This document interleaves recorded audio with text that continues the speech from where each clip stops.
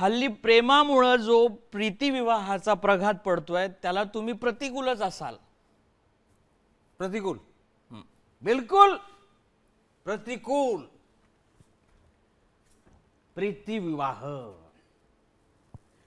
रंगभूमीच्या आणि प्रेक्षकांच्या मध्ये दिव्यांची एक धगधगीत अग्निरेषा असते.